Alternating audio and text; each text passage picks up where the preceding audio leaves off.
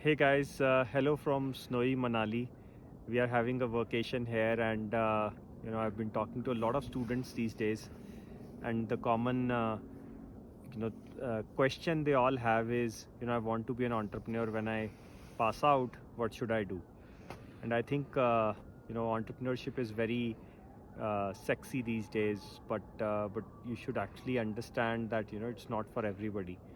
And the first thing, if you are a student just getting into the college, you should understand is that are you really cut out to be an entrepreneur, or is that lifestyle that suits you?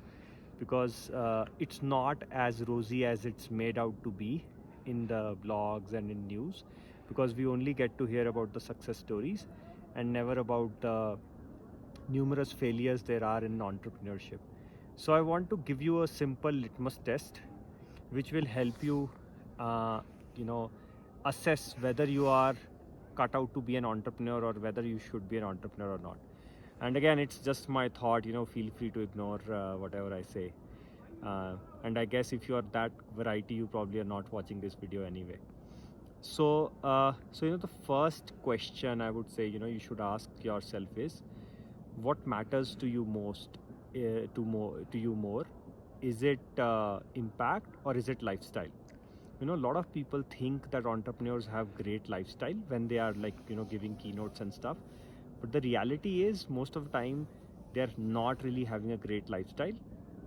And that's by design, that's by choice, right? It's just that they don't like lifestyle. If you see who has the best lifestyle, bankers, consultants, they are the ones who have the best lifestyle, right? And they are the ones who go to these fancy vacations every so often, and do more chartered plane trips for vacations than any entrepreneur will do, even the more successful ones. So if you really like to have a great lifestyle, banking, finance, consulting, they'll give you a better lifestyle, right? And you can ask anybody, you'll get a better lifestyle in those. So go for those careers rather than being an entrepreneur.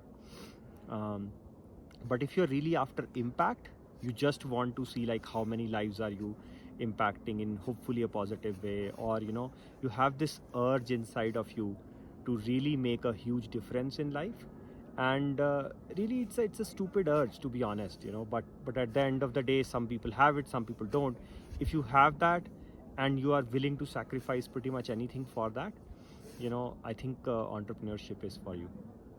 So that's number one. Number two question is, do you enjoy selling?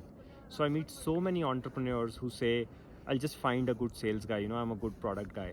See, guys, the reality is, sales is not just to customers, right? Sales, as an entrepreneur, you're selling to your employees, your partners, your customers, your family, pretty much everybody you meet, right? And in fact, my team would always make fun of me when I would just keep explaining to our peons and cleaning staff about what we do and how we are going to change the world and stuff. But for me, it's just natural, right? I mean, I am a natural sales guy. I talk to five people randomly. If I see an opportunity, I'll pitch my idea, not from a perspective of selling them something in monetary value, but actually aligning them with what I am trying to do. And that's pretty much what every entrepreneur really enjoys. They love to get their idea out there, love to pitch, and love to, and even if they fail, that's okay. It doesn't really make the experience any lesser. So I think that's the really a litmus test, because a lot of entrepreneurs great at product, right? They don't like to sell, they don't go to market, they're just always afraid of going to market. They always feel worried about getting rejected. And what it does is, there is never the right time for those people, because products are never perfect, and they never get to market, and essentially they fail, right? There's far too many entrepreneurs failing because they don't want to go to market with an imperfect product. And I don't think a perfect product exists, right? So so I think that's the pitch, that's the litmus test. You must enjoy selling. you know it's not that you're good at it or bad at it. If you enjoy it, you'll get better at it. So I think that's the second litmus test you should ask yourself honestly. And finally, the third litmus test that I'll ask you is, are you afraid of being alone in a journey, right? I I guess, guys. So at least in my personal experience and a lot of other entrepreneurs that I know of, there are co-founders, or co-founder like people in the beginning, but generally there is always like this one person behind a company who keeps on pushing.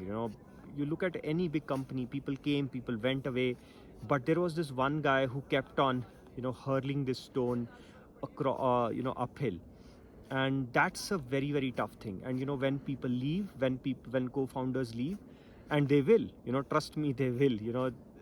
I think 90% companies don't end up with the same co-founding team in a few years with which they start. So that's a very very big emotional setback, right? It's very tough on you emotionally. And I think that's the point where you are uh, you know susceptible to giving up the most. And a simple thing for that, if you uh, want to know, is, let's say I give this example every time, that there are these people who make plans for trips, and then as the time comes near to the trip, 90% of those people go, right, like leave out. And as one person flips out because of some genuine reason, other people start kind of backing out. And by the end of the time, there are like one or two people who actually end up going to the trip, down from say 20 odd people. It's very common in college, right? I have seen it a lot of times. So you need to ask yourself, which category are you in? Are you in the category that decides last minute not to go on the trip, or are you in the category um, which decides, okay, fine, even if it is just me, I'll go? And it might sound a bit trivial, but it has really worked for me, because I learned the hard way that so I love traveling. And whenever I was in college, we would always make these plans, and then people would just flip out last minute. And in the beginning I would think it would feel very frustrating, but then after some time, my theory was, okay, this is the plan, anybody wants to come can come, and people don't want to come, they don't need to come. I didn't really anyway plan much. So I think that kind of made me sure that I am the one that who will that person who will continue the journey no matter what. And there can be other examples, but the point is, are you capable of doing a journey alone, which is emotionally very very taxing. And you know but I think that's what you have to do as an entrepreneur. There will be times when you will be alone, it will be very very emotionally stressful, but you have to keep going. So I think these are three things that I feel you should ask yourself very honestly. Everybody really knows the answer if they ask themselves honestly. And I think if you ask this, you'll probably know what is the right career for you. Don't be an entrepreneur because it's a cool thing to do these days, and a lot of people are raising funds, and somebody in your relatives or somebody in your neighborhood raised a lot of funds and became successful.